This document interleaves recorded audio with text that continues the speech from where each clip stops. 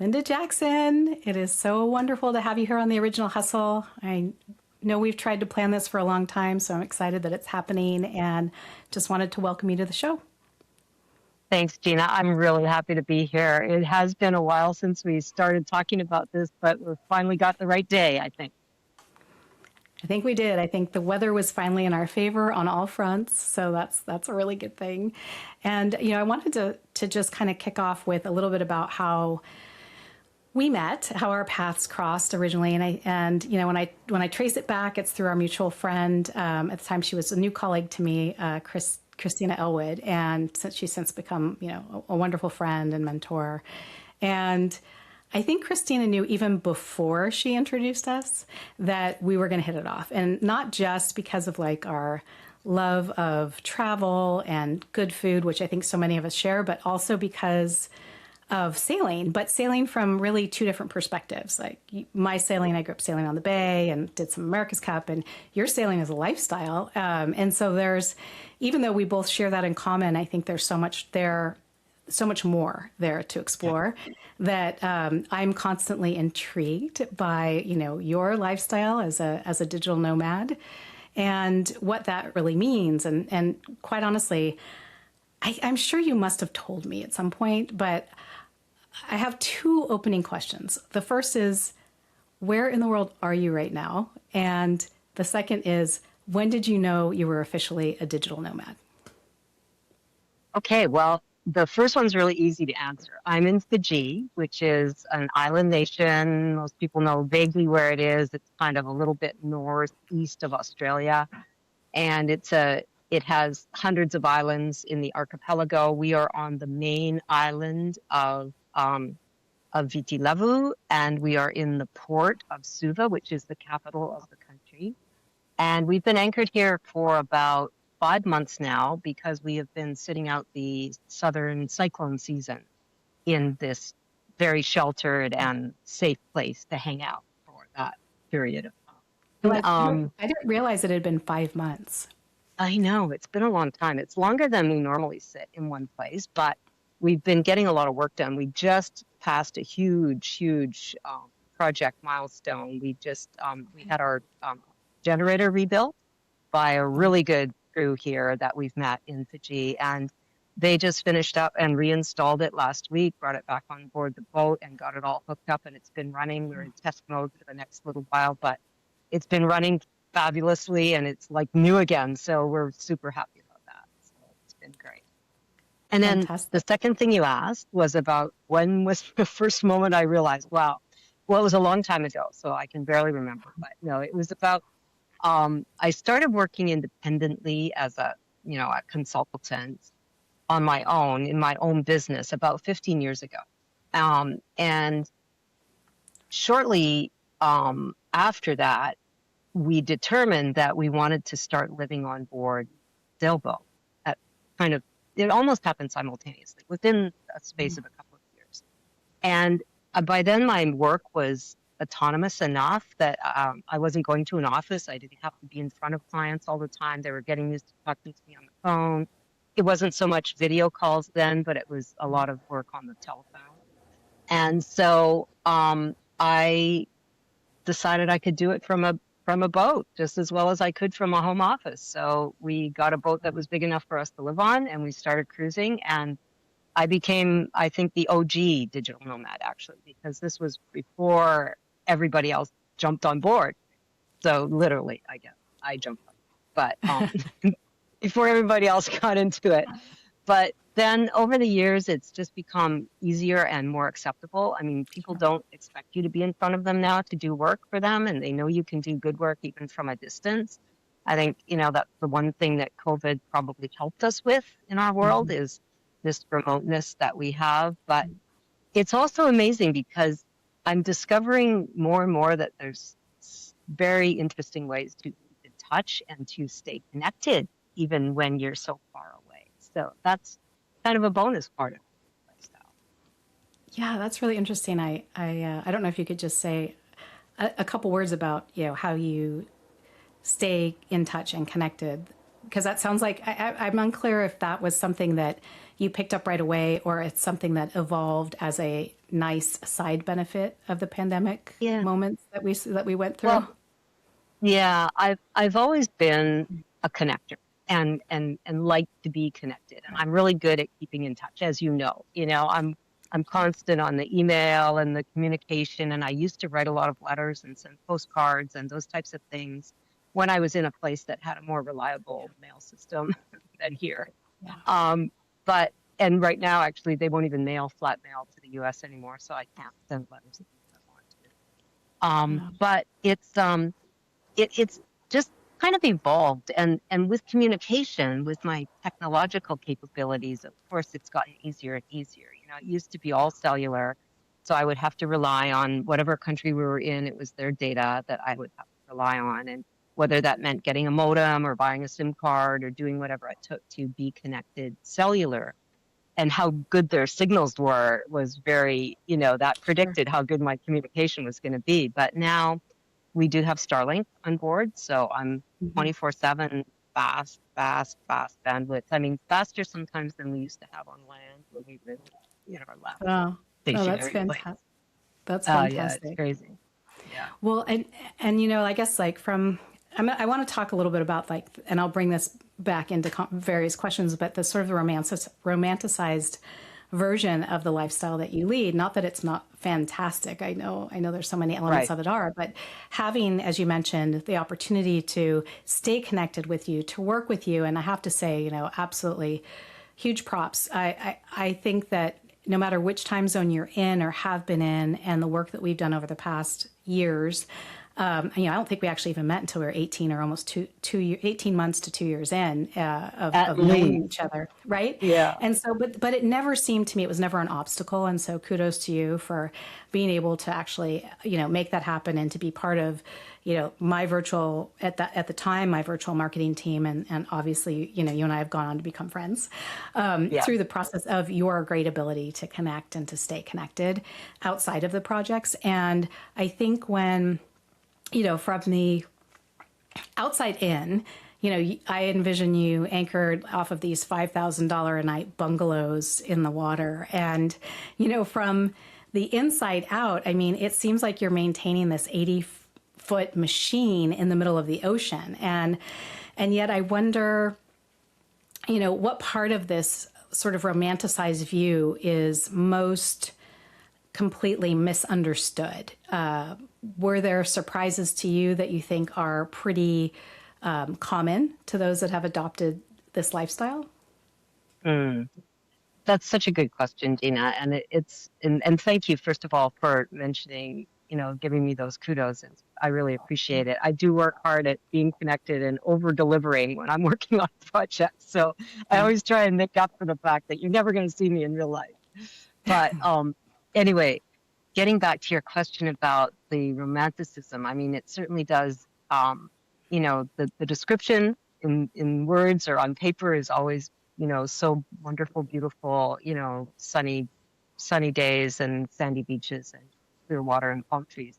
Sure. And that's true to a perspective, but there's also the hard work side of it. I mean, it takes a lot of work to maintain a vessel of any size, whether it's, a 35-footer or an 80-footer. You got to do a lot of work and you've got to keep up on things to maintain it, because it not only is a place where you live, it's your platform for moving, it's your transportation. So you have to keep it, ready to go. And that's a lot of work. And I think many people underestimate that when they think about, oh, I'm going to go live on a sailboat. And I think that's why a lot of sailing dreams fail, because they realize that, wow, I'm not cut out for this, or, this is too much to keep up with. But it is a lifestyle that has so many rewards that for me, the aspect of being at hard work, it's minimized greatly by the reward. Being able to go to fantastic places that most people can only dream of, that Yeah. very few people visit. We went to an island last year called Wallis, which is a little tiny French territory, Wallis and Futuna. There's two islands in this island nation. And they're about 500 miles north of Fiji. Hardly anybody ever goes there. We were number 30 boat all year to check in September when we arrived there. They have less than a couple hundred visitors a year.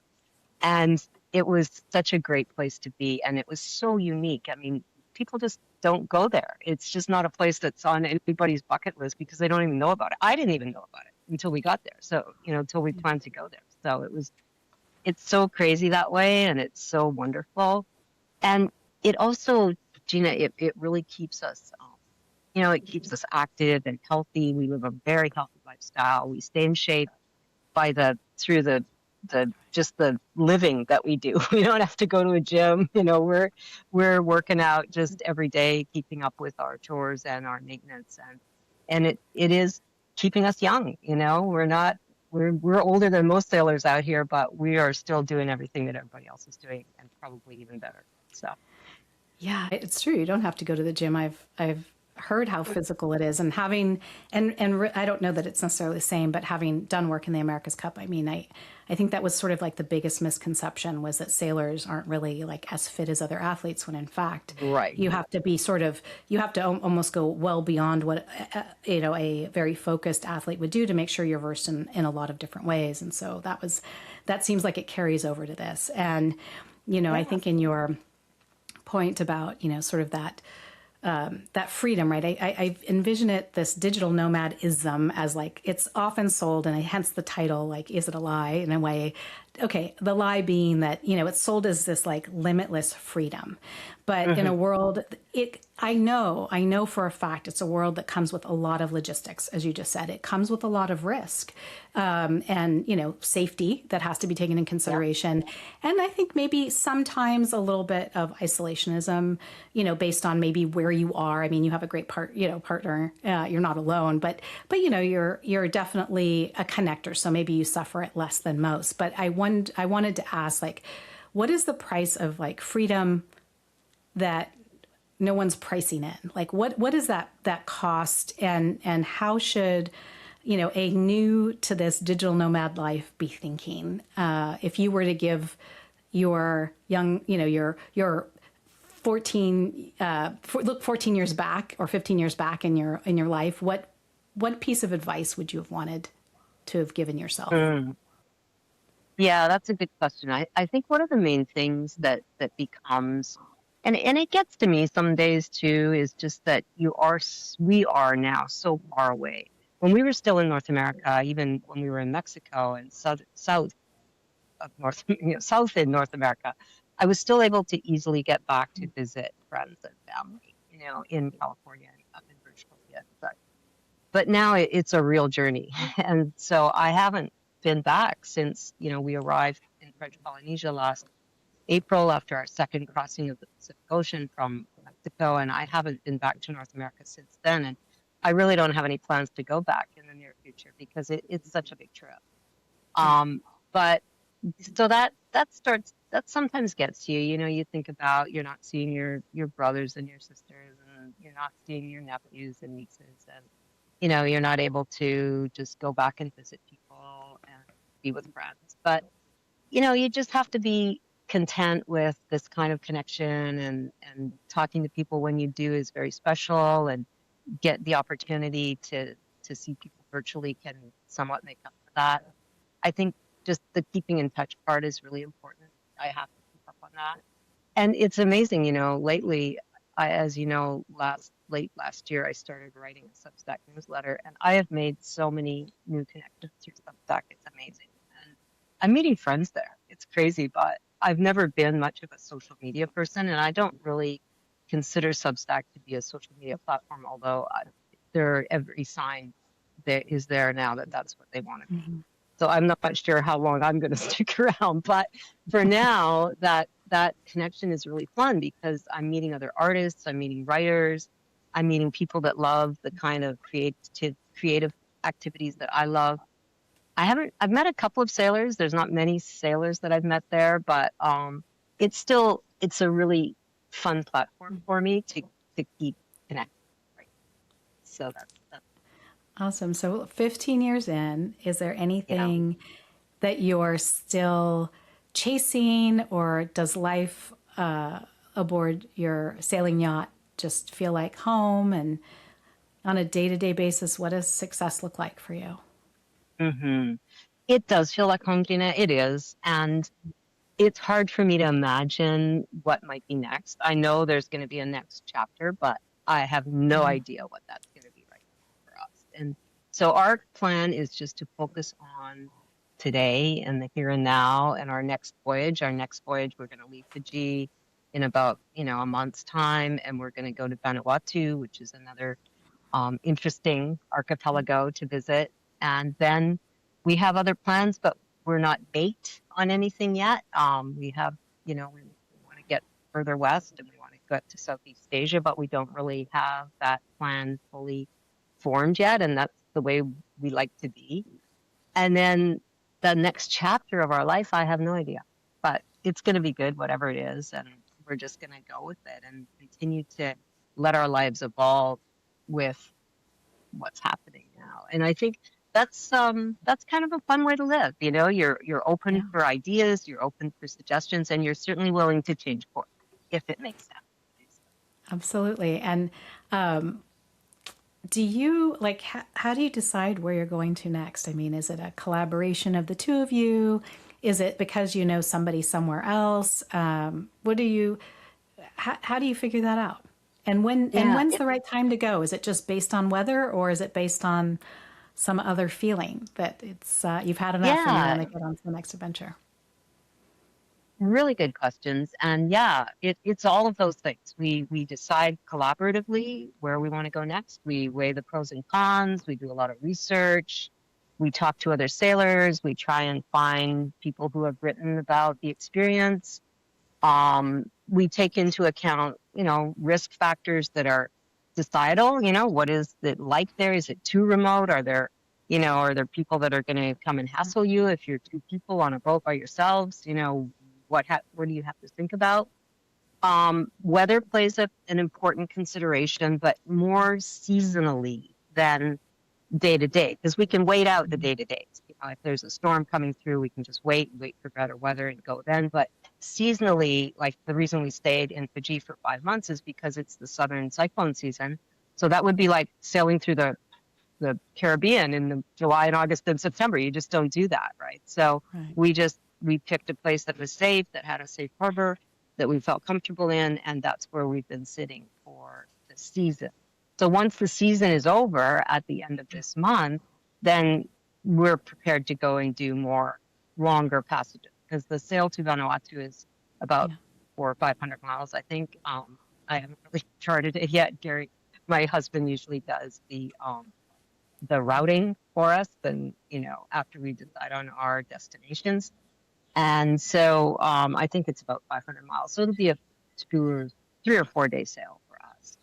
So, we just want to pick the right window there. So then we look at, what's the swell like? Are there big waves out there? What are the trade winds blowing? And, are we going to have favorable wind for the passage? And we just pick the best window that we can. Yeah.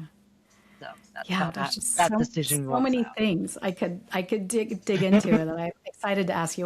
We'll definitely have to do this again because We will. there it is. There's such an array of considerations. I mean, you touched on a little bit of the logistics, and yet to me, like the list goes on. It's everything you don't see on Instagram, right? Like, like the passports and getting into a Yeah. port and how do you make first contact and all these Yep. kinds of things I know are your reality. But hopefully for next time we can talk a little bit about Yeah, when you and do I've make written these moves. I've written about a lot of those things. So Yeah. there are stories on Telephone Chronicles that talk about, Yes. arriving in a new port, how you have to check in. And right now I'm into the provisioning phase. So, we're getting ready to go to another set of islands that are very remote. So I'm stocking up on all of the things that I know I'm going to need that I'm not going to be able to get there. So I'm provisioning like crazy. Every time I go out, I come back with Yeah. loads of groceries for, to put in the pantry, dry goods, canned goods, frozen stuff, all those things. I'm filling up with food, so we All won't have right. to worry about anything. We'll have to dig into all of that provisioning. I can't wait to hear more. And I just want to say thank you. Thank you for taking the time where you're living across the globe to join us on the Original Hustle, because as you know, from when we very first started talking about it, it's all these stories that we might tell at a cocktail party or some other Yeah. intriguing location. Such stories such as your own that I think really are worth hearing on so many levels, for the planners, the not planners, and those that might be inspired. So thanks, Linda. That, that's Great. great, Gina. Thank you so much. Thanks for Thank having you. me. Yeah, thank you.